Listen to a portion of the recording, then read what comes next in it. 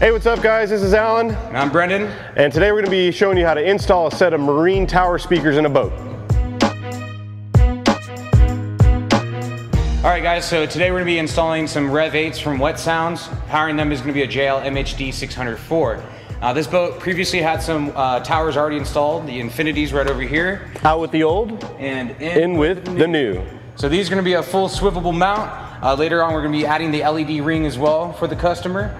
But overall what we're going to be going to show you, since the holes are already drilled, we're going to show you how we typically snake the wire through the actual tubing down into the inside of the boat. As you can see, these have already been drilled, but we're going to have to make some modifications. So we're going to show you the step-by-step in a way of how to do it. So some things to consider before you start drilling your holes. You obviously can mount your towers here.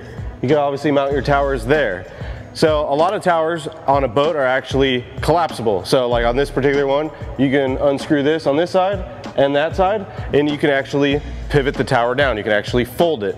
Now it probably wouldn't be a good idea to mount them right here I guess you could, but depending on where you're gonna drill your hole for your wire. Because if you routed the cable down this way and then went out, unless you had a quick disconnect there, that would become an issue for trying to fold your tower. So you'd actually want to run the cable down this tube and come out here, so you can see at this pivot point, even if you had a quick disconnect or not, this wouldn't cause an issue with folding the tower up or down. All right, so although this boat already previously had a tower installed, they already had drilled some holes. However, the Wet Sounds Rev 8 tower that we're actually installing today, the wires actually install through the bottom as part of the actual mount itself.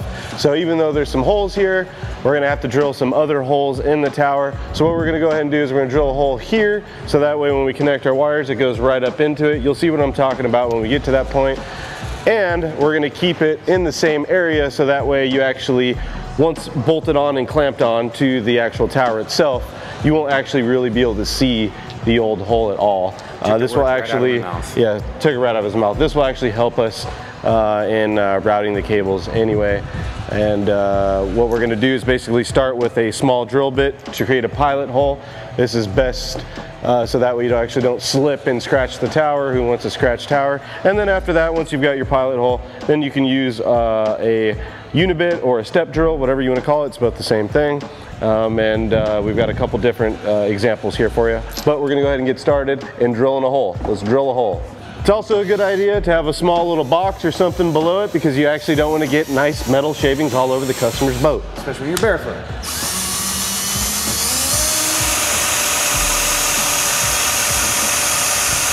There you go. See? We saved the boat from metal shavings.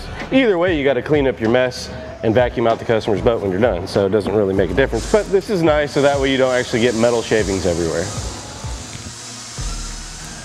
Now this is our particular install. Normally we would drill a set of fresh holes. We've already got a set of holes there, but because of our tower speakers, this is requiring us to drill a second set because of how the brackets are. But the best thing to do before you get started is really map out everything from start to finish. Know where you're going to mount them, the best way to go about routing the cable, which we're going to get to, because all of that's really going to be key in having something that's installed successfully, that's going to last a long time, and it's also going to be functional as well. So obviously you want to know how big of a hole you need to obviously drill to route your cables. Obviously, depending on what you're routing, this particular set of towers here is going to have your speaker wire and LEDs that are going to run through it. So you can see we're going to need about, you know, a 3/4 inch hole or so to make this thing fit in there nicely. So as you can see, obviously, because the wires go straight up, we needed to drill the hole for the wires to go into the actual tower tube itself. We obviously wouldn't want to mount the speakers this way through the old hole. We couldn't do that. That's why we have to run and drill another set of holes for these particular towers. Now every single tower is going to be a little bit different, and every single tower speaker is going to mount differently. So don't just go ahead and start drilling holes like we're drilling here and think that, oh, I saw this video and this is how they did it. This is how we did it because this is our application. So now we're going to start using our big zip tie. Yes, this is a big zip tie. There's two taped together. You can pick these up at Home Depot. These are basically air conditioning duct zip ties. They're very large. This actually works good for fishing wires to cars, or in this case a tower. This really does help if you have two people doing the job. I'm going to fish the zip tie down, and Brendan's going to take a nice little pick like that with a hook, and out that bottom hole he's going to see my zip tie come down, and he's going to pull it out. We're going to tape the wire on and pull it right through. Simple as that.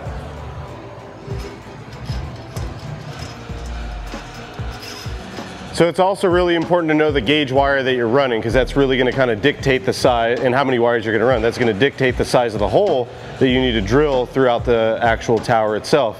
If you drill too small of a hole, this can be really challenging to get the pick in there to actually pick and grab the actual zip tie and pull it through. That's why it's nice to have two people. So you got a hand at the bottom, hand at the top, and it definitely makes the job a little bit easier. All right, so now what we're gonna do, now we got it fed all the way through, we're gonna start feeding it down to the bottom. And now basically he's gonna pull enough wire to go all the way to the amplifier itself. So just like car audio, planning out your install is definitely key. Knowing where things are gonna mount is really gonna dictate how much cable you're gonna need. So if you don't pull enough through and you're short, now you got to solder and lengthen cable. So it's always nice to know, hey, my amp's going to go here, and kind of figure out approximately how much cable you need, and that way you can run the correct amount. It's always better off having, you're always better off having a little bit more cable than what you need, and that way you can effectively route your cables nicely and zip tie them up and not just have a sloppy install. How are we looking, Brendan? Keep coming. Yeah, he wants enough to go to the next boat. Now we wire them in parallel.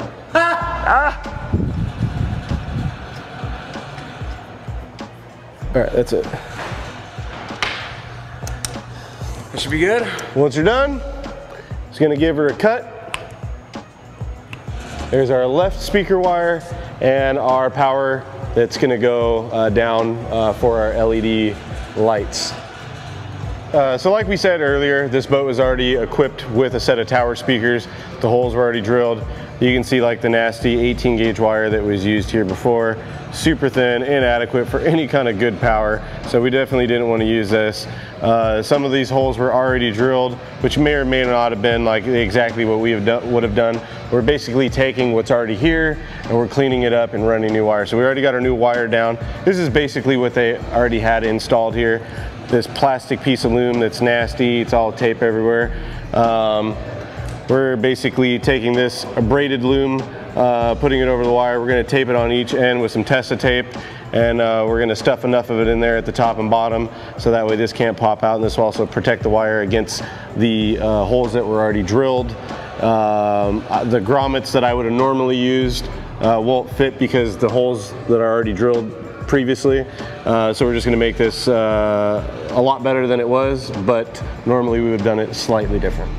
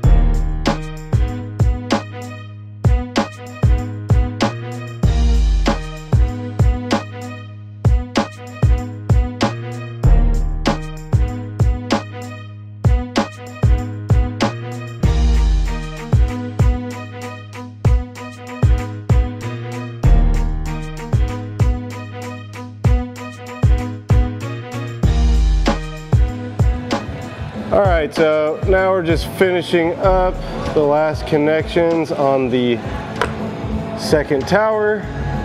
You have the option of using some butt connectors like this, or you have the option of soldering, whatever you prefer, whatever method.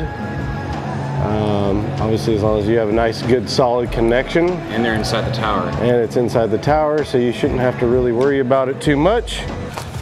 So pretty much anytime you do towers, it's always nice to have a buddy to help you out and give you a hand and make sure everything's all lined up. So today I've got my buddy and me. All right, you got it? Yeah.